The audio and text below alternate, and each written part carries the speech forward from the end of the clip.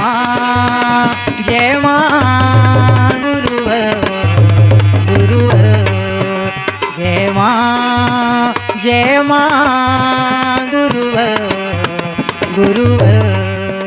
मैं अगर नींद में भी जाना चाहूं तो नींद मुझे आएगी नहीं। केवल एक चेतना तरंग प्राणवायु मेरे आज्ञा चक्र पर पहुंची, आज्ञा चक्र के नीचे निश्चित रूप से आप उस तत्व को नहीं साफ कर पाएंगे। मगर जब चेतना की एक तरंग आपकी आज्ञा चक्र, जिस तरह अनेक लोग कहने लगते हैं हमको ध्यान आने लगता है, हमको इस तरह की अनुभूतियां, पर ये सब बेकार की बात है, झूठ बोलते होंगे या सामान्य अनुभूतियां हो जाती हैं, उनमें बहुत कुछ भटक के पहले ही रह जाते हैं। छोटी मोटी अनुभूतियां चूंकि चेतना तरंगे, इनके कई बार ऐसे प्रयास होते हैं, उतार चढ़ाव जीवन में होते, तब कहीं दसियों साल बाद जाकर के व्यक्ति कुंडली चेतना के आगे के क्रमों की ओर बढ़ पाता है। मगर प्रारंभिक क्रम में जिस दिन थोड़ा सी आज्ञा चक्र की ओर बढ़ने लगेगा, आपके सूक्ष्म शरीर कई बार आपके शरीर के ऊपर उठने लगेगा, कई बार अंदर समाहित होगा, ये अनेकों प्रकार की अनुभूतियां मिलनी शुरू हो जाएंगी। वह ध्यान आपको खींचने लगेगा ऊपर की ओर कि आपने थोड़ा सा चेतन अवस्था की, आपने थोड़ा सा मंत्रों का जाप किया, आपकी प्राणवायु जहां पर वहां पर पहुंची, तो आपको कुछ करने की जरूरत है, आपका ध्यान बरबस लग जाएगा, शब्द तक आपके लोप होने लगेंगे। ये वेद पुराण ग्रंथ उपनिषद सब इसलिए मेरे द्वारा कहा जाता है कि आत्म ग्रंथ से बढ़कर के कोई ग्रंथ नहीं है। आत्म ग्रंथ की चेतना तरंगे प्रारंभ में भी आपका साथ देती है, अंत में भी आपका साथ देगी। उस अवस्था में जब आप ध्यान की अवस्था में जाएंगे, आप किसी मंत्र का जाप कर रहे हैं, मंत्र आपको रोक देना पड़ेगा। शब्द आपके केवल स्थूल शरीर के सहायक हैं। शस्त्रार की ओर जब हम बढ़ने लगेंगे तो शब्द सब बेकार हो जाते हैं, शब्दों का, सब मंत्रों का अस्तित्व समाप्त हो जाता है। मगर इसका तात्पर्य नहीं कि मंत्रों का अस्तित्व नहीं, इसका तात्पर्य हम मंत्रों को पूजा न करें, इसका तात्पर्य हम स्थूल मूर्तियों की पूजा न करें, क्योंकि ये हमारे लिए सभी सहायक है। क्योंकि हम उससे नीचे जब भी ध्यान छोड़ेंगे, अगर इनका सहारा नहीं लेंगे तो फिर भटक जाएंगे, क्योंकि यही सब हमको मंत्र ही हमको यहां से लेकर आज्ञा चक्र तक पहुंचाते हैं, राजा चक्र तक। क्योंकि राजा चक्र तीसरा नेत्र मान लो, प्रकृति का वह है केंद्र मान लो, जहां से प्रकृति के स्रोत जुड़ जाते हैं। आधे चक्र नीचे के भौतिक जगत की ओर लिप्त करते हैं, और आज्ञा चक्र सहस्त्रार और ऊपर के सूक्ष्म जगत के जो चक्र हैं, ये एक विस्तार का चिंतन है, वो हमको दृश्य से अदृश्य जगत की ओर जोड़ते हैं। एक बार जब आपको झलक प्राप्त हो जाए, एक बार अनुभूत हो जाएगा, आप चीख चीख कर कह उठेंगे कि ये सत्य है। आपको दुनिया कुछ भी कहती रहे, आप उससे भी बार बार आपको प्राप्त करने की ललक आपके अंदर होगी। जिस तरह बच्चा बार बार अपने माँ की गोदी में जाना चाहता, प्रेमी प्रेम का बार बार मिलना चाहते, उनको कोई कुछ भी कहे तो दुनिया निस्सार नजर आती, हर एक उनके लिए बाधक नजर आते हैं। उसी तरह वह प्रेम, अलौकिक आनंद, संभोग जिसे कहा गया है, अपने आप का भोग करना, अपने आप का आनंद लेना, अपने आप की तृप्ति लेना, जहां बाह्य ग्रंथियां सामान्य शांत हो जाती है, आपको कुछ करने की जरूरत नहीं। शरीर का अंग अंग आपका शिथिल हो जाएगा, शांत हो जाएगा, सिर्फ आपकी मेरुदंड चैतन्य होगी, आपकी कोशिकाएं चेतन होंगी। चूंकि दोनों पक्ष आपके, एक स्थूल जगत को चेतनता प्रदान करने वाली, एक सूक्ष्म जगत को चेतनता प्रदान करने वाली है। आपके आज्ञा चक्र पर वो चेतना तरंगे प्रवेश करनी, आपकी कितनी चेतना तरंगे प्रवेश करा पाते हैं, हल्का से स्पर्श करते हैं तो उस तरह हल्के आनंद को प्राप्त करेंगे। मगर एक हल्का सा आनंद में आप सत्य निश्चित रूप से स्वीकार कर लें। जब यह सत्य है तो इसके आगे की यात्रा निश्चित रूप से सत्य होगी। व्यक्ति केवल वहीं तक भटकता है, अनास्था वहीं तक आती है, भौतिकता के भंवर जाल वहीं तक उलझाते हैं, जब तक हमारी प्राणवायु आज्ञा चक्र को स्पर्श नहीं करती। जिस समय हम आज्ञा चक्र को स्पर्श करने लगते हैं, हमें वह अलौकिक आनंद मिलने लगता है, वह तृप्ति मिलने लगता है। हमको लगने लगता है कि जिस तरह हम बाहर की श्वास लेते हैं, हमारे लिए श्वास लाभदायक है, भोजन करते हैं तृप्ति मिल जाती है, उसी तरह इस नशे में ही तो सब कुछ सार छिपा हुआ है। क्योंकि आपको लगेगा कि अगर हमने 1 मिनट का ध्यान लगा लिया तो मेरा घंटों एकदम आनंदित हो जाता है, प्रसन्नचित हो जाता है। जिस तरह एक बच्चा माँ का स्तनपान करने के बाद काफी देर तक उसको अलग रह रहा है, खेलता कूदता रहता है, उसकी तृप्ति हो जाती है, भूख मिट जाती है। उस तरह एक पल का अगर आपका ध्यान लगा, 1 मिनट भी आपको ध्यान लग गया तो आपको लगे मैंने कुछ ऊर्जा प्राप्त कर ली, मुझे कुछ मिल गया, मेरी तृप्ति। जिस तरह भोजन करते ही भूख पेट की तृप्ति हो गई तो आप 2-4 घंटे आराम से दूसरे कार्य करते रहेंगे, आप तृप्ति आनंद उसी नशे में आप मस्त रहेंगे, क्योंकि आप पेट को वो एनर्जी आपकी कार्य करती रहती है। उसी तरह वो एनर्जी फिर आपको कार्य करने लगे, फिर स्थूल का भोजन आपको आप स्वतः सीमित लेने लगेंगे। जिस तरह मैं कह दूं, जब मैं यहाँ से जाता हूं तो मुझे जो भोजन की थाली जल्दी ला के देता है, भोजन लगता है तो मुझे शत्रु समान नजर आने लगता है। ये मेरी मजबूरी, चूंकि स्थूल शरीर को भी चलाएं। जिस तरह मैंने कहा कि मंत्र भी सहायक है, स्थूल शरीर का अगर है तो स्थूल शरीर में भोजन नहीं लूंगा तो स्थूल शरीर नहीं चल सकेगा। मगर भोजन की बात कोई करता है जिस समय मैं ज्यादा चैतन्य अवस्था में रहता हूं, सामान्य अवस्था में रहूं तो एक अलग स्थिति है, तो उस समय वो शत्रु समान नजर आता है। जिस तरह बच्चे को कोई किसी गोदी से छीन करके बाहर करे, क्योंकि भोजन ध्यान में बाधक है, भोजन आपने किया नहीं कि वो चेतना तरंगे धीरे धीरे आपके कुछ सीमित हो जाएंगे। जो आनंद उसमें मिलता है, उस आनंद में आपकी भूख प्यास अपने आप मिट जाती है। उस आनंद में आप चाहे जब तक चाहे बैठे रहे, मगर एक पल से नहीं होगा। जो जो आप पूर्णता प्राप्त करते चले जाएंगे, आपके पास यदि बाहर की जिम्मेदारी नहीं तो मेरा मेरे द्वारा क्यों कहा जाता है, कई बार मेरे खुद आंसू निकल आते हैं। चौहान वगैरह में यही चीज कहता हूँ, कई बार मुझे अंदर ध्यान में सुबह बैठता हूँ, ज्यादा देर वहां नहीं बैठ, उसके बाद फिर मुझको वहां से उठना पड़ता है, चालीसा भवन जाना पड़ता है, थोड़ी देर चालीसा भवन में ध्यान लगाता हूँ, फिर वहां से उठना पड़ता है। मूल ध्वज में जाना पड़ता है, मूल ध्वज में थोड़ी देर ध्यान लगा तो फिर वहां से पैदल चल के आना पड़ता है।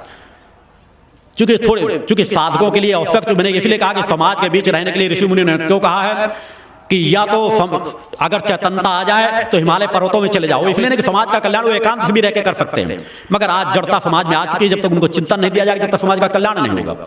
यह तो उन्हें कहा गया कि अपने शरीर को नष्ट कर दे, अपने प्राणों का त्याग करके सूक्ष्म जगत में अपना प्रवेश प्राप्त कर ले, केवल मात्र इसीलिए कि बार बार के बाधक बार बार उदाहरण जो शरीर पर कई बार विपरीत प्रभाव डाल देते हैं। कई बार किसी अंगों में चूंकि प्राणवायु आपने चेतनता की और तत्काल आपको उठना पड़ गया, तत्काल आपको चलना पड़ गया, तो हो सकता है प्राणवायु आपके चेतनता दूसरी सभी अंगों में तत्काल प्रवेश न कर सकी हो, क्योंकि आप पूरे प्राण चेतनता को खींचकर आज्ञा चक्र पे स्थिर कर लेते हैं और फिर तत्काल उन चीजों को प्रवेश कराते जब पूरे शरीर, तो ब्लड का सर्कुलेशन हो सकता है पूरे शरीर में तत्काल न फैल पाए। आप 1 मिनट के आप आनंद प्राप्त करें, 1 मिनट बाद आनंद से फिर आपको हटना पड़ता है। तो उसी तरह व्यथा होती है जिस तरह एक छोटे से अबोध शिशु को माँ की गोदी से हटाया जाता है। आप सब लोगों ने माँ की गोदी का एहसास किया है कि क्या आनंद मिलता है, क्या तृप्ति मिलती है, उससे करोड़ों गुना ज्यादा अधिक वह तृप्ति आनंद जो मेरे द्वारा बाद बीच में संकेत दे दिया जाता है कि जिन सुख सुविधाओं को, जिन भोग विलासों को तुम तृप्ति मानते हो, वो 1 मिनट से पैर में ठोकर मारने के समान आ जाएंगे। केवल वह तृप्ति, वह आनंद, क्योंकि जब तक आप नहीं करोगे तब तक उस चीज में भटकाव आएगा। तो तृप्ति और आनंद प्राप्त करने के लिए मैंने कहा जब आप आज्ञा चक्र में जाएंगे, आज्ञा चक्र से जब सहस्त्रार की ओर जाएंगे तो आपको सूक्ष्म शरीर की जागरण होने की स्थिति या अन्य जो दिव्य लोगों या सूक्ष्म लोगों के उनसे तारतम्य आपके मिलने शुरू हो जाते हैं, क्योंकि सब कुछ सहस्त्रार पे हमारे समाहित है, इनकी कोशिकाओं पे हमारे सब कुछ समाहित है। एक एक कोशिका किसके तार कहां जुड़े, चूंकि समस्त ब्रह्मांड जो समस्त लोक है वो हमारे अंदर समाहित है, सुपर कंप्यूटर हमारे अंदर समाहित, मगर उनको सक्रिय जब तक हम न करेंगे, टीवी में जिस चैनल को दबाएंगे उसी चैनल को हम देख पाएंगे। एंटीना हमारा जैसा लगा हुआ है, कितने चैनल आएंगे उतने आएंगे। हमने सहस्त्रार पे कितनी प्राणवायु को चेतन करके उन कितनी कोशिकाओं को हमने चेतना प्रदान कर दी है, उसके आधार पर हम जब जिस क्षेत्र में चिंतन डालना चाहेंगे उस क्षेत्र से हमारा संपर्क जुड़ने लगेगा। तभी मिलता है सच्चिदानंद का अच्छा सच्चा सुख, तभी मिलता है वास्तव में परमहंस का सच्चा सुख, तभी वास्तव में तुम गुरु तत्व पर समाहित हो सकोगे। आनंद की जहां, क्योंकि उस यात्रा को तय तो करो, रास्ता मेरे द्वारा बताया जा रहा है, आप कितने दिन में तय कर सकते हो ये आपके ऊपर है। रास्ता तय करना पड़ेगा बड़ी सहजता के साथ कि भक्त ज्ञान और आत्म सत्य की ही कामना हो, निरर्थक कामनाओं में अपने आप को उलझाए नहीं। आपके जीवन में कोई परेशानी आए, गृहस्थ प्राणी हैं सब लोग, तो उनके एक बार माँ के चरणों में रख दो कि मेरे जीवन में परेशानी, मगर एक भाव जरूर रख दो कि माँ यदि मेरे हित में यह हो तो यह पूर्ण हो, नहीं जिस तरह से मेरा हित हो, जिस तरह से मेरा कल्याण हो, चूंकि मुझे हासिल किस बिंदु को करना है, किस तृप्ति को करना है। यदि अनेकों जन्म गंवा करके भी उस तृप्ति को हासिल कर लिया जाए तो मैं कह रहा हूं सबसे उत्तम होगा। क्योंकि एक बार जो चेतना तरंग है, भौतिक जगत का सब कुछ तो यहां छूट सकता है, मगर आपने सुषुम्ना नाड़ी को जितना चेतनावान बना लिया उतनी चेतनता के साथ आपको पुनर्जन्म होगा, आपका नवीन जन्म होगा। आपको कुछ करने की जो भी आपकी सामान्य अवस्था आएगी वो चेतना तरंगे आपको बर्बस जागृत होती चली जाएंगी। जिस तरह मेरा कौन मार्गदर्शन करता था, बचपन से जो जो अवस्था बढ़ती चली, मुझे वो एहसास था कि बगैर किए हुए मेरे साथ कुछ हो रहा है। मेरा केवल थोड़ा सा वातावरण मिलता था, जिस तरह कहते हैं कि आप यहाँ कहते हैं हम यहाँ आते बैटरी चार्ज हो जाती। पिताजी का जो पूजन कक्ष था, मैं बचपन में बहुत छोटा था, उस छोटी अवस्था में जब केवल उस तखत में पूजन में कक्ष में चला जाता था, लेट जाता था, तो मेरे चारों तरफ मुझे झंकार की आवाज सुनाई देने लगती थी और शरीर से सूक्ष्म शरीर जागृत हो जाता था। और आज जहां मैं बैठा हूं, जिस स्थान पर आश्रम बना रहा हूं, उस अवस्था में मात्र 6 साल 7 साल की अवस्था मैंने इन दृश्यों को देखा था। शहडोल वगैरह जहां पर मैं रहा, जहां पर मैंने साधना की, उन एक एक दृश्यों को उस बचपन की अवस्था में सूक्ष्म शरीर निकल जाता था बगैर मेरे प्रयास किए, और उन दृश्यों में उस तरह के स्थानों पे जाकर भ्रमण करता। इसीलिए मेरे अंदर बता रहती थी कि मैं किसी साधु संत ने मुझे कहीं ले जा, कुछ है बाहर जहां को मैं इन आंखों से, चूंकि गांव भदबा गांव था फतेहपुर को, वहां वो वातावरण नजर नहीं आता कि जो मैं जाकर के देखता हूं, क्योंकि मेरी पकड़ नहीं थी, स्वाभाविक पूर्वजन्म के संस्कार थे जो बर्बस मेरी चेतना को उन क्षेत्रों में खींच ले जाते थे। केवल थोड़ा सा वातावरण बनता था, अपने आप एक झनकार थी। कई बार लोग कहते थे शायद मेरे ऊपर कोई 1-2 बार तो पिताजी तत्काल क्या हो गया बेटा, तुरंत पकड़ के अपने पास लिटा लेते थे और दबाकर जैसे लिटा लेते, जैसे कोई भय देख लिया होगा, कोई भ्रम का सपना आ गया होगा। 2-3 बार उन्होंने ऐसा भी किया, मगर मैं जानता था मेरे साथ क्या हो रहा है। थोड़ा सा मुझको वातावरण से मिलता था, एकांत का वातावरण मिलता था। भदमा में घर में भी मकान बना हुआ था, जंगल में जहां खेती थी वहां पर भी मकान बना हुआ था। अधिकांश समय हम लोग वहां निकल जाया करते थे। जो मुझको शांत एकांत मिलता, सभी लोग परिवार के लोग मुझे मेरे बारे में मालूम है, मैं इतना एकांत प्रिय रहता था, एक बचपन से स्वभाव था। लोग कहते हैं पता नहीं गुमसुम से बने रहते हैं, क्या सोचते हैं क्या करते हैं, एक अलग सोच सी बनी रहती है। ये मेरा स्वाभाविक गुण था, क्योंकि लोगों के हिसाब नहीं था मैं खोया कहां हूं। 24 घंटे मुझे नशा किस चीज का सवार है, बाहर चीजें अगर 10% मुझको रास आती थी तो 90% मेरी आंतरिक चेतना मुझको खींचती थी। मगर मेरी चेतना का कंट्रोलर की ओर प्रकट सत्ता थी। मैं जो एहसास करता था अपने आप में शांत चित्त रहा करता था। अनेकों लोगों के साथ जो घटनाएं होने वाली थी मेरे सामने दृश्य के रूप में आ जाती थी। दसियों साल पहले वो सब कुछ चीजें रामचंद्र शुक्ला के साथ जो घटना घटित हुई मेरी बचपन अवस्था में सब कुछ मैंने देखा था, इसलिए मेरे वो पत्र उनके यहाँ जाया करते थे। बार बार सचेत करता था कि भविष्य में ऐसी घटनाएं घटित होना है। अभी जो कुछ हो रहा है वो टेलर है, भविष्य में बहुत खतरनाक होगा। दुबी जी जैसे लोग यहाँ बैठे हुए हैं कि मैंने इसी आश्रम बैठकर उनको सचेत किया था कि जो कुछ होगा उसे तुम मुझे भी बदनाम करोगे। क्योंकि योग जो प्रभावक है, मैं जानता था कि उन क्षणों मेरे निर्देशों का पालन नहीं कर, मैंने बुलाया था कि इसके पहले आप यहाँ चले आना। शायद जिस तरह मैं कह रहा हूं कि अगर गुरु आदेशों का पालन किया जाए तो अनेकों प्रकार की घटनाओं से बचा जा सकता है। कई प्रकार की घटनाएं, उनकी बच्ची सुमन भी यहां बैठी हुई है। मालूम कि एक समय उनके साथ इसके पहले मैं सालों की घटनाओं को काट चुका था। एक समय ऐसी घटना और आई थी जहां मैंने रातों रात चौहान को यहां से वहां भेजा था सचेत करने के लिए, और पूरी रात मालूम है कि बाकी ज्योत जला के पूरी रात मैंने पूजन कक्ष में टहलते हुए गुजार दी थी। किसी की घटना को काटना इतना आसान नहीं रहता। उन घटनाओं को एक दो बार मैं उनके साथ काट चुका, जितनी उनके अंदर पात्रता थी वो उनकी सहायता कर चुका था। अंतिम समय पर आवेश पर कभी भी उन शब्दों को मैंने उनको उपयोग नहीं जो आप जानना चाहते हैं। मेरे सामने कभी कुछ छिपा नहीं रहता, मगर जो जिसके साथ होने स्वाभाविक रूप से चल रहा है। गुरु निश्चिंतन देता है कि अगर विचार मान सको तो इन रास्तों को तय कर लो। मगर मेरा कर्म ये नहीं कि मैं हर एक को जीवन दान देता फिरूंगा, हर एक घटनाओं को प्रकृति के अनुसार जो कुछ चल रहा होता उसी में गुरु सहायक होता कि कल की जो होने वाला आज इस रास्ते को तय कर लो। जो तुमने पूर्व में किया हो तो घटित होगा, मगर वर्तमान में जो करोगे तो उससे भविष्य भी अच्छा होता चला जाएगा। आप मिले कहीं बाहर की बात नहीं, वो बच्चियां यहाँ बैठी हुई हैं कि मैंने पूरी रात पूजन कक्ष में टहलते हुए गुजारी थी, और चौहान को रातों रात भेज करके मैंने एक यंत्र देकर के भिजवाया था कि चौहान इस चीज को धारण करा देना, इससे उनकी उस घटना से रक्षा होगी। और वास्तव में उस घटना में उनको जहां पर बुलाया गया, जहां पर पूरे षड्यंत्र रचने की बात की गई थी, उन्हें वहीं का एक व्यक्ति उनका सहायक बन गया और जाकर के उनको रात में जाकर के बताया जाके देखो तुम्हारे मारने के लिए यहाँ प्रोग्राम बन रहा है। और रातों रात वो वहां से हट करके आए। उन्होंने खुद अपने आप को सुना, देखा ये घटना को कई बार टाल चुका था, और उस घटना के लिए दुबे जी साक्षीभूत बैठे। दुबे जी आप खड़े हो जाए, शायद जो न पहचानते हो आपसे मिल लेंगे। आप कहते हैं कि ऐसा क्यों घटित हो जाता है? आश्रम में भी कुछ घटित हो सकता है, मगर सब कुछ मुझसे कुछ हो चल रही है। दुबे जी साक्षी है कि मैंने उनको बैठाल करके, जितना वो मुझसे बड़े भाई थे, शिष्य जरूर थे, मगर चूंकि मैं उनका आदर मान सम्मान करता था, चूंकि पिता के बाद उन्होंने बचपन में हम सभी लोगों का भाइयों को मार्गदर्शन किया है, मैं छोटा था, मैंने उन्हें आवश्यकता से ज्यादा डांटा, आवश्यकता से ज्यादा कहा कि तुम मुझे भी बदनाम करोगे, जो कुछ होने वाला है। मैंने डेट बताया था कि आश्रम चले आना, नहीं तो तुम मुझे भी बदनाम कराओगे। यही शब्द मेरे थे, ये संबोधन थे। दुबे जी साहब मिल सकते हैं, मगर वही वहां गए। प्रकृति का जिस तरह कुचक्र होना था, तब यहाँ फोन भी नहीं लगा था। अगर फोन लगा होता तो शायद मेरी वार्ता हो रही होती, शायद उस घटना को मैंने कहा चिंतन में बार बार भेजूं। अगर आपके अंदर उन चिंतनों को पकड़ने की पूर्ण सामर्थ्य नहीं तो उन चिंतनों को, विचारों को आप पकड़ नहीं पाएंगे। उसके पहले उनकी डायरी देके मैंने चैतन्यता का प्रवाह देना शुरू कर दिया था। उन्होंने डायरी में एक जगह लिखा है कि मैंने सूक्ष्म का एहसास किया है, मैं मृत्यु की तैयारी कर चुका हूं, मृत्यु का भय त्याग चुका हूं, मगर मृत्यु मेरी आए तो यह न मान लेना कि मैं आत्महत्या करने जा रहा हूं। उसका उन्होंने डिक्टेट भी किया था कि मेरे साथ, चूंकि इस चीज का एहसास उन्हें होने लगा था कि मेरे साथ कभी भी कुछ घटित हो सकता है। उन्होंने कहा था कि मैं मृत्यु की तैयारी कर चुका हूं। चेतन थे, चूंकि स्वाभाविक है, जब ध्यान में बैठते थे, जिस बिंदु पर उनके गोली लगी थी उस बिंदु पर उनके महीनों पहले से दर्द शुरू होने लगा था। ये सब परिवार के लोगों को भी मालूम, मुझे भी कई बार कह चुके थे। मैं जानता था किस लिए दर्द हो रहा है। ये ग्रंथियां आपकी परबस, आपके कहीं चोट लगने वाली होगी, वो ग्रंथि आपको संकेत करती है। जिस तरह आप कहते हैं कि किस तरह अगर अंग फड़कने लगे तो क्या होता है, इन सब चीजों का प्रभाव होता है, मगर आज समाज नहीं मानता, इसलिए कि जड़ता आ चुकी है। आपको कई बार अंग फड़क किस लिए रहा है, प्रभाव किस लिए पड़ेगा। और जब चैतन्य कोई योगी होता है तो मेरा कौन सा अंग फड़क रहा है, उसका क्या प्रभाव होगा, उसमें अंश मात्र भी फर्क नहीं आएगा। अगर मेरे द्वारा कहीं छींक आ जाती है तो उसका परिणाम क्या होगा, वो 101% सत्य होगा।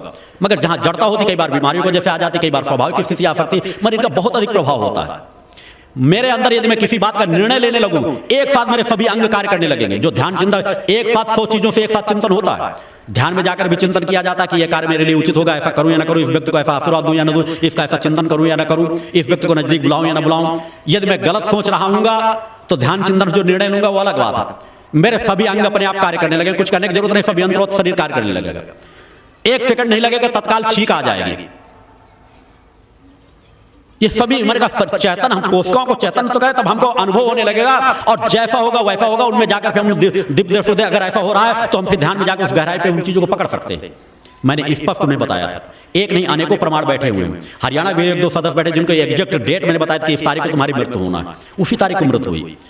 मगर ये लक्ष्य मेरा नहीं। मैंने कहा ये सब स्वाभाविक गुण है, मगर मेरा कर्तव्य नहीं कि मैं चमत्कार दिखाता फिरूंगा, जगह जगह जाऊंगा। आपको विश्वास इसलिए दिलाता हूं, जो समाज बीच मैंने किया इसलिए बताता हूं कि उनसे आपको ज्ञान पैदा होगा कि आपके सामने जो ये शरीर बैठा हुआ है, वह जो कहा जा रहा, मैं अपने शब्दों से भी जो बार बार कह देता हूं, सूर्य को दीपक दिखाने के समान होता है। पूर्णत्व का तात्पर्य नहीं होता कि उसका दुरुपयोग किया जाए। पूर्णत्व मुझे जिस चीज के लिए मिला, सूक्ष्म जगत में मेरे संबंध प्रकट सत्ता से उस तरह जुड़े हुए हैं, प्रकट सत्ता ने मुझे जुड़ा, मगर भौतिक जगत मुझे जिस कार्य के लिए भेजा है, सभी व्यक्ति मर्यादाओं में जीवन जीते हैं। आप राम का जीवन देखें, कृष्ण का जीवन देखें, विष्णु के अवतार थे। अब आप तुलना करने लगे कि विष्णु के अवतार थे, वो चाहते तो सब कुछ कर सकते थे, दशरथ को क्यों नहीं बचा लिए, वनवास क्यों जाना पड़ा, अपनी माँ के ही चिंतन को क्यों नहीं मोड़ दिए। आप कुछ मैंने कहा आप अपने शब्द देने लग जाते हैं, वहीं पर आप न्यूनता करते हैं। प्रकृति क्या चाह रही, वह किस कर्म को करने के लिए, माँ ने मुझे किस लिए भेजा है, क्या चमत्कार दिखाने के लिए भेजा है कि जगह जगह जो अस्पतालों में जा जाके दौड़ता फिरूं, कि जो मरने जा रहे हैं उन्हें जीवन दान देता फिरूं। मुझे माँ ने आत्म चेतना जगाने के लिए भेजा है, आत्म कल्याण करने के लिए भेजा है, आत्मा में जो पड़े हुए आवरण उन्हें हटाने के लिए भेजा है। मैं वही कार्य करूंगा जो मुझे करना चाहिए, मैं आपके कहने से नहीं करूंगा। मुझे जितना चिंतन कब कहां देना है, कब किस तरह की घटना उपस्थित करना है, किसे लाभ देना है, किसे नहीं लाभ देना है, मेरे जीवन में भी संघर्ष आएंगे तो मुझे किस तरह से करना, क्योंकि यही मनुष्योचित कर्म है। जिस तरह राम ने मर्यादा पुरुषोत्तम का पालन किया, राम से हम आचरण वही तो सीखते हैं कि हम उन्होंने जिस तरह संघर्ष उठाया, उनका जिस तरह भाइयों का प्रेम था, जिस तरह जीवन में संघर्षों के बीच उन्होंने अपने रास्ते को तय किया, उन्हीं से तो हम आचरण सीखने की समाज को बात कही जाती है। क्योंकि समाज के लिए आते हैं, समाज के लिए जो उचित हो उसी तरह का अपना जीवन निर्वाह करते हैं। वो चाहते तो अपनी पत्नी का हरण क्यों होने देते। आप तो आज कम से कम तब नहीं लोग उतना हो सकता मानते रहो, मगर आज तो आप उन्हें भगवान मानते हैं, आज तो आप विष्णु का अवतार स्वीकार करते हैं। अतः प्रकृति सत्ता किससे क्या चाहती है, ये चेतनता मेरे लिए है कि मैं किसको नजदीकता दूं, किसे नजदीकता न दूं, किसे मुझे लाभ देना है, क्योंकि इसका आंकलन करने के लिए मेरे पास अपनी क्षमताएं हैं। मेरे सामने जब मेरे लक्ष्य में जहां भौतिक जगत फेल होने लगे, भौतिक सामर्थ्य फेल होने लगे, वहां मुझे कब किस चीज की सहायता लेना है, कब किस चीज की सहायता नहीं लेना है, मेरे सोचने की बात है। मुझे कितना आवश्यक है, कितना आवश्यक नहीं है। अन्यथा जिस चीज अगर उन क्षेत्रों में लग जाओ तो फिर आपको करने क्या, जो फिर आश्रम तत्काल बन जाना चाहिए। एक बार गुरु जी आशीर्वाद फेंको, 1 मिनट के अंदर आश्रम मंदिर बनकर के तैयार हो जाए, तो पड़ गए विनाश के मार्ग में, गए वहीं पर। यहां एक एक कर्म प्रधान सृष्टि है, हम जैसे कर्म करेंगे वैसा ही फल पड़ेगा। इनसे हमारे कर्म के क्षेत्र उधर जुड़े हुए हैं। सामर्थ्य किसी के पास कुछ भी आ जाए, सामर्थ्य का कार्य किस प्रकार से करेगा, प्रकृति ने किस लिए भेजा, उन मर्यादाओं में बंध करके कार्य करता है। इसलिए आपका गुरु ज्यादा जानता है कि मुझे किस तरह से आपसे संबंध बना के रखना है, किस तरह से कब लाभ देना, कब लाभ नहीं देना। उसके लिए वही रास्ता जो मेरे द्वारा बताया जा रहा है कि आत्मशक्ति प्राप्त करने के लिए भाव पक्ष आप जागृत करें, भक्त ज्ञान और आत्मशक्ति की कामना रखें, ओम और मां का सहारा लें। अन्य मंत्र तो आपको प्रकृति सत्ता का आशीर्वाद प्राप्त करने के लिए लेना, मगर अपने आप के शोधन के लिए ओम और मां का मंत्र का जाप करें और ध्यान में बैठने का अभ्यास करें। ध्यान में आपको आज्ञा चक्र की शरण में जाना है। आज्ञा चक्र जो राजा चक्र होता है, तीसरा नेत्र कहलाता है। यदि आप आज्ञा चक्र में ध्यान लगाएंगे तो किसी चक्रों में ध्यान लगाने की जरूरत ही नहीं। उन चक्रों में क्या थिरकन होती है आपको एहसास होगा, उधर आपको ज्यादा सोचने की जरूरत नहीं। जिस कहते हैं कि यदि हम राजा की नजदीकता प्राप्त कर लें तो हमें सब कुछ प्राप्त हो जाता है, हम अपने आप सबसे संबंध जुड़ जाते हैं। तो राजा से संबंध जोड़ने का आज्ञा चक्र पे, जब हम आज्ञा चक्र पे अपना प्रवेश करते हैं, आज्ञा चक्र पे ध्यान लगाने के, नित्य आज्ञा चक्र पे केवल ध्यान लगाने का अभ्यास करो। शांत चित्त जिस आसन में आपको बैठना उस आसन में बैठ जाओ। पैरों में तकलीफ है अगर बहुत ज्यादा, तो पहले चित्त आसन लगाने का अभ्यास करना चाहिए, धीरे धीरे अभ्यास पड़ जाता है। नहीं तो पैर फैला भी होगा, मगर मेरुदंड को सीधा रखो। 5 मिनट 7 मिनट जितने देर अगर कर सको। जब ध्यान में बैठो तो मेरुदंड को शिथिल करके कभी मत बैठो। शिथिल करके बैठोगे तो विकार पैदा होंगे।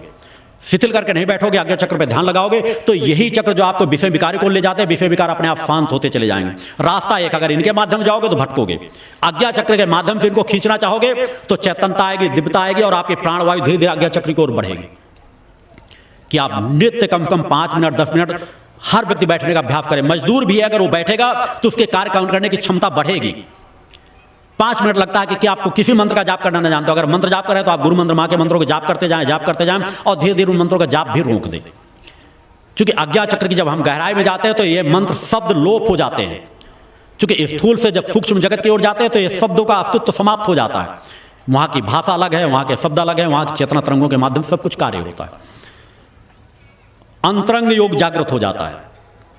उस समय आप धीरे धीरे कर मंत्रों को जाप करते करते, मंत्रों को धीमा करते करते चले जाएं और धीरे धीरे मंत्रों को रोक दें। आप जिस पोजीशन में बैठ सकें, अपनी केवल मेरुदंड को सीधा रखें और केवल शांत चित्त की स्थूल जगत के परे क्या है केवल ये देखने का प्रयास करो कि जब स्थूल है तो सूक्ष्म जगत होगा निश्चित। ध्वनि है कहीं आ रही तो ध्वनि से परे कि ध्वनि समाप्त हो जाएगी, ऐसा भी कोई ना कोई बिंदु जरूर होगा। कहीं भी कोलाहल मच रहा तो कोलाहल से परे शांति भी कोई जगह जरूर होगी।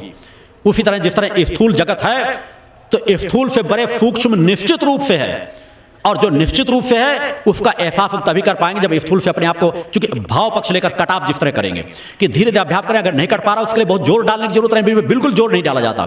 धीरे धीरे अपने आप को केवल शून्यवत ले जाने का, आपको कुछ नहीं देखना, गुरु की छवि भी नहीं देखना। पहले आप ध्यान लगा, जब मंत्र जाप करें गुरु की छवि का ध्यान करें, माँ की छवि का ध्यान करें, मगर जब उस बिंदु पे जाएं, चूंकि उस बिंदु के बाद एक बहुत लंबा अंतराल चलता है। स्थूल जगत में आएंगे तो बार बार इनका ध्यान करना पड़ेगा आपको। पहले गुरु की छवि के हो सकता कभी छोटी मोटी झलकियां दिखाई दें, प्रकाश पुंज दिखाई दे, प्रकाश की किरण दिखाई दे, कोई ऐसी इस तरह की चेतना तत्व कहीं ना कहीं एकदम विभत्स चीजें दिखाई देने लग जाएं। जिस तरह टीवी में अगर कनेक्शन थोड़ा सा डिस्टर्ब हो जाता है तो कटे फिटे व्यक्ति दिखाई देने लग जाते हैं। हो सकता है 20-25 फीट का व्यक्ति कोई दिखाई नहीं दे रहा, किसी का सर टेढ़ा है, किसी कुछ आज्ञा चक्र में इस तरह की अनुभूति आपको आने लगेंगी। मगर उस चीज में आप उन पे भटके नहीं, उनपे आप उनको ज्यादा देखने का प्रयास नहीं करना। जो दिख रहा है केवल आपको शांत शून्य में ले जाने का प्रयास करना है। क्योंकि मैंने कहा जिस चीज को समाधि आज समाज मान में बैठा है कि थोड़ा सा ध्यान लगने लगता है उसको समाधि कह देते हैं। उस समाधि को मैं कहता हूं मैं समाधि जीवन की शून्यता है।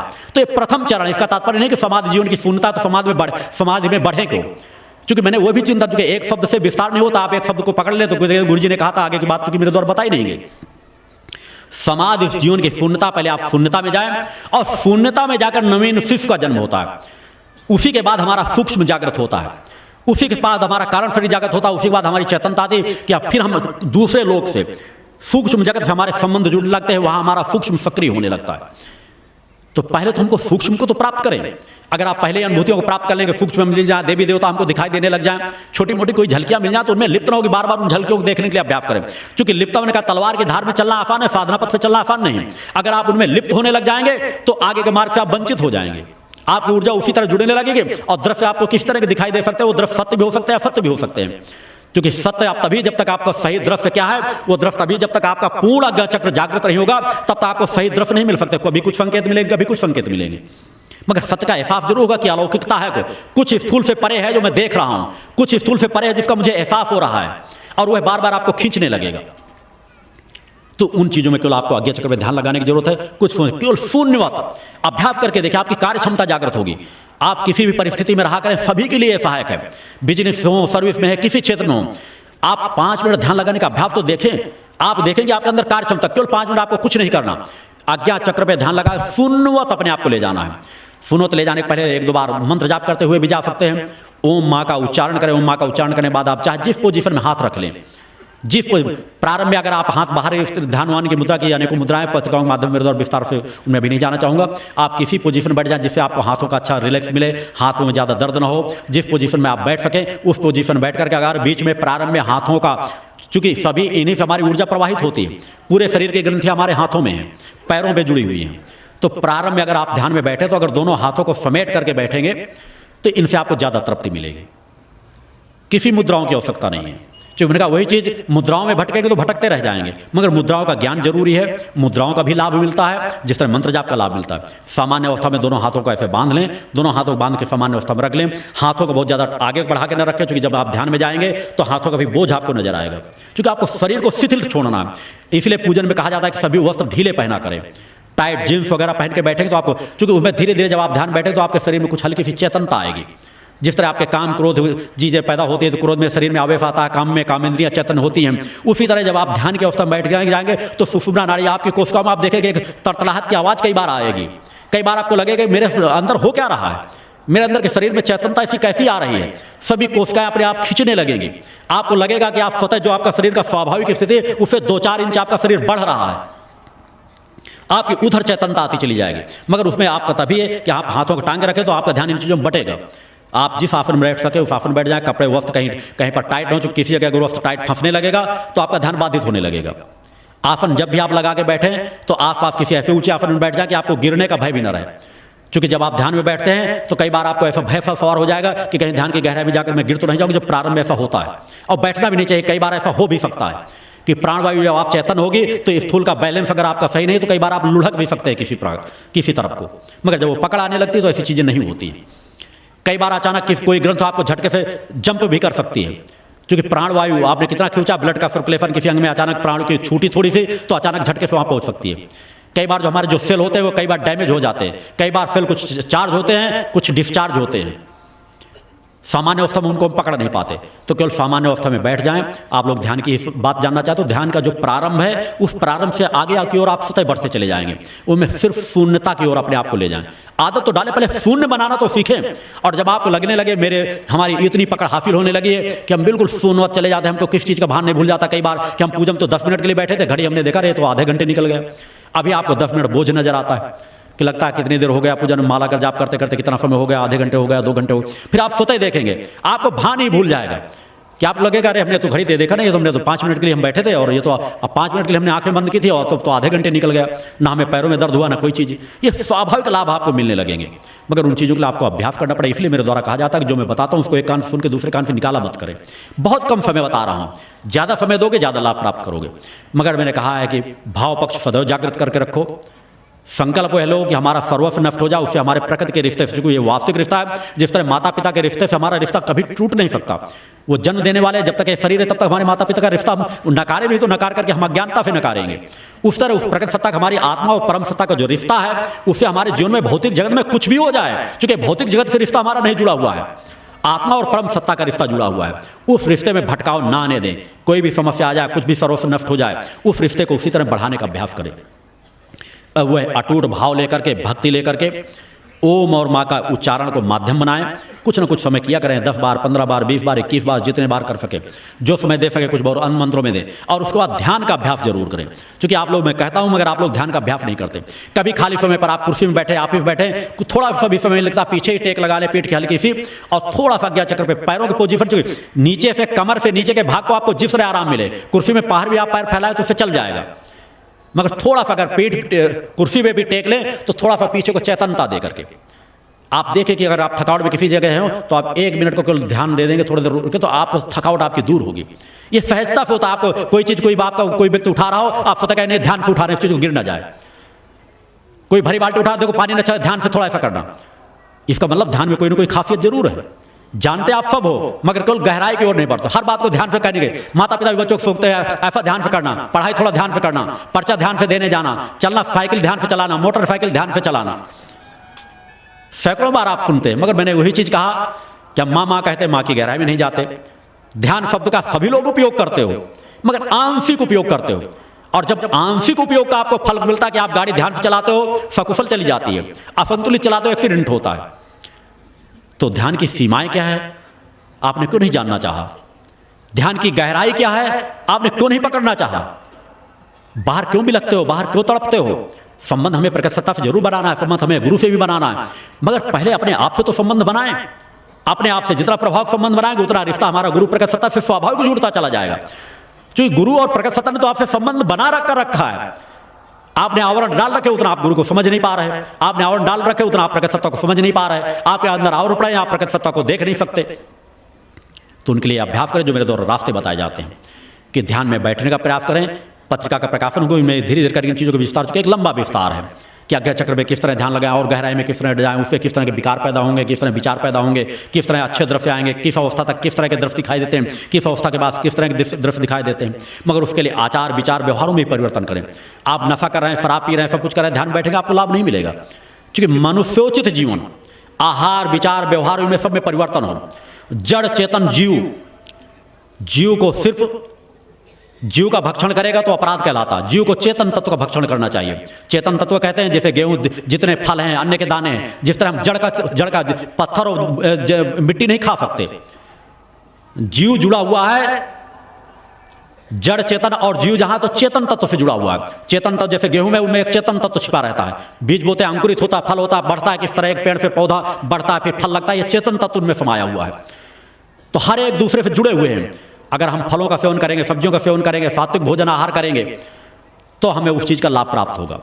अगर हम जीव होकर जीव का ही भक्षण करेंगे तो हम पतन के मार्ग में जाएंगे। क्योंकि हम जीव की हत्या करने लगेगा तो हमारी चेतना तरंगे अपने आप दबती चली जाएंगी, हमारी सुषुम्ना अपने आप दबती चली जाए। क्योंकि प्रकृति ने मार्ग ही नहीं दिया, उस मार्ग में जाने का तात्पर्य आप प्रकृति से विपरीत जा रहे हैं। इसी तरह जो चेतन तत्व है वह जड़ से खाद पानी खींचता है, वो जड़ का सहारा लेता है। ये सब एक दूसरे से बंधे हुए विस्तार के चिंतन है, मगर इनकी गहराई एक लंबी है, मगर इनको थोड़ा सोचने समझने का प्रयास करें। नफा मुक्त जीवन जिए, मांसाहार मुक्त जीवन जिए, फिर आप ध्यान लगाएंगे तो आप स्वतः देखेंगे आपको लाभ प्राप्त होगा। आज्ञा चक्र राजा चक्र होता है, इस पर कुमकुम का तिलक लगा करके रखें। यदि आप कुमकुम का तिलक लगा के रखेंगे, इसे आच्छादित करके रखेंगे, तो आपके लिए ज्यादा फलप्रद होगा। ये छोटे जिस तरह बूंद बूंद से घट भरता है, इस तरह जब सभी बिंदु को हम अपने साथ जोड़ लेते हैं तो हमको ज्यादा लाभ प्राप्त होने लगता है। या देवी सर्वभूतेषु शक्ति रूपेण संस्था नमस्तस्यै नमस्तस्यै नमस्तस्यै नमो नमः। युग वंदनीय धर्म सम्राट युग चेतना पुरुष सदगुरुदेव परमहंस योगी राज श्री शक्ति पुत्र जी महाराज के पावन श्री चरणों में नमन वंदन प्रणाम।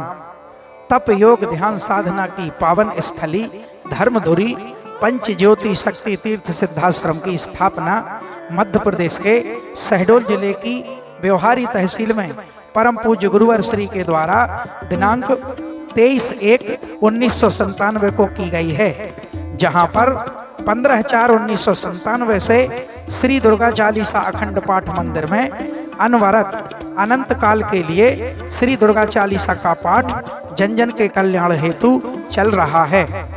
परम पूज्य गुरुवर श्री के द्वारा नित्य प्रति प्रातः एवं सायंकालीन वेला में माता भगवती आदि शक्ति जगत जननी दुर्गा जी सहित देवी देवताओं एवं सहायक शक्तियों की आरती संपन्न की जाती है। मूल ध्वज साधना मंदिर में भी नित्य प्रति होने वाली प्रातः एवं सायंकालीन वेला की आरती में भक्त उपस्थित होते हैं तथा मानसिक शारीरिक समस्याओं के निवारण के साथ ही सुख शांति समृद्धि का आशीर्वाद प्राप्त करते हैं। परम पूज्य गुरुवर श्री से नित्य प्रति प्रातः एवं सायंकालीन मिलने के निःशुल्क क्रम में माँ के भक्त व परम पूज्य गुरुवर श्री के शिष्य अपनी मनोभावना को श्री गुरु चरणों में समर्पित करके समुचित समाधान व आशीर्वाद प्राप्त करते हैं। परम पूज्य गुरुवर श्री अब तक 1 करोड़ से अधिक भक्तों से व्यक्तिगत रूप से मिलकर उन्हें यथोचित निर्देशन प्रदान कर चुके हैं। परम पूज्य गुरुवर श्री से मिलकर उचित दिशा निर्देशन प्राप्त करके संकल्पित होकर करोड़ों लोगों ने नशे मांसाहार से मुक्त चरित्रवान एवं चेतनावान जीवन अपनाया है और वर्तमान में भी नित्य प्रति सैकड़ों लोग नशा मुक्त होने के लिए सिद्धाश्रम पहुंचते हैं। परम पूज्य गुरुवर श्री के 20 लाख से भी अधिक दीक्षा प्राप्त शिष्य हैं, जो वर्तमान के अनीति अन्याय अधर्म से ग्रसित भयावह वातावरण में भी माँ की पावन ज्योति से प्रज्वलित अपने घरों में मामय वातावरण के मध्य साधनात्मक जीवन जीते हुए आत्म कल्याण एवं जन कल्याण के पथ पर अग्रसर हैं। ज्ञात हो कि सिद्धाश्रम में गत 28 वर्षों से माँ अन्नपूर्णा भंडारा संचालित है, जहां नित्य प्रति सुबह शाम हजारों भक्त सुरुचिपूर्ण भोजन प्राप्त करते हैं। साथ ही आश्रम में ठहरने हेतु विभिन्न आवासीय व्यवस्थाएं भी निःशुल्क हैं। पंच ज्योति शक्ति तीर्थ सिद्धाश्रम में पावन सिद्धाश्रम सरिता के तट पर स्थित सर्व सुविधा युक्त त्रिशक्ति गौशाला के दर्शन करके भक्तगण अभिभूत हो जाते हैं। परम पूज्य गुरुवर श्री के निर्देशानुसार प्रत्येक माह के शुक्ल पक्ष की अष्टमी को गौ सेवा समर्पण दिवस मनाया जाता है। इस दिवस पर परम पूज्य गुरुवर श्री एवं पूजनीय शक्तिमयी माता जी के द्वारा समस्त गौवंशों को अपने कर कमलों से रोटियां खिलाई जाती हैं।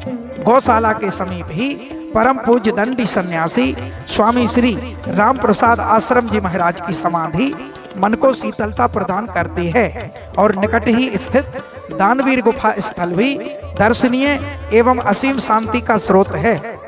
सिद्धाश्रम में प्रति वर्ष शारदीय नवरात्र के पावन अवसर पर शक्ति चेतना जन जागरण शिविर का विशाल आयोजन किया जाता है, जिसमें मां के लाखों भक्त व श्रद्धालु योग ध्यान साधना के क्रम का लाभ प्राप्त करते हैं तथा परम पूज्य गुरुवर श्री के दिव्य चेतनात्मक चिंतन श्रवण करने के साथ अलौकिक दिव्य आरतियों का भी आनंद प्राप्त करते हुए ममतामयी माँ की कृपा एवं परम पूज्य गुरुवर श्री का आशीर्वाद प्राप्त करते हैं। सिद्धाश्रम स्थापना दिवस 23 जनवरी के पावन अवसर पर प्रति वर्ष अखिल भारतीय सिद्धाश्रम दौड़ प्रतियोगिता का आयोजन किया जाता है तथा इसी दिन योग भारती विवाह पद्धति से सामूहिक विवाह और सायंकालीन बेला में अखिल भारतीय सुर संध्या एवं कवि सम्मेलन का भी आयोजन होता है।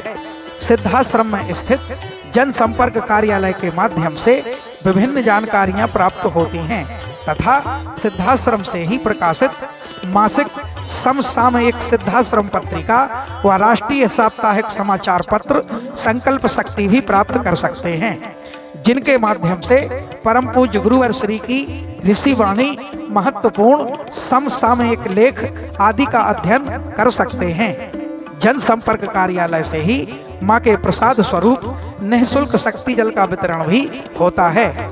इसी दिव्य शक्ति जल के माध्यम से आज करोड़ों लोग नशा मुक्त होकर अपनी विभिन्न मानसिक शारीरिक व्याधियों से मुक्त हुए हैं और अपने जीवन में चेतनात्मक ऊर्जा को प्राप्त किया है। जन कल्याण की भावना को लेकर सिद्धाश्रम में स्थापित निःशुल्क वस्त्र सहायता केंद्र के माध्यम से अब तक लाखों जरूरतमंद बच्चों, पुरुषों एवं महिलाओं को उनकी आवश्यकता अनुसार वस्त्र प्रदान किए गए हैं और यह क्रम अनवरत जारी है। सिद्धाश्रम में पर्यावरण की रक्षार्थ व्यापक स्तर पर पौधारोपण का क्रम चलता रहता है। यहाँ पर विभिन्न प्रकार के फलों, औषधियों, पुष्पों आदि के हजारों वृक्ष हैं।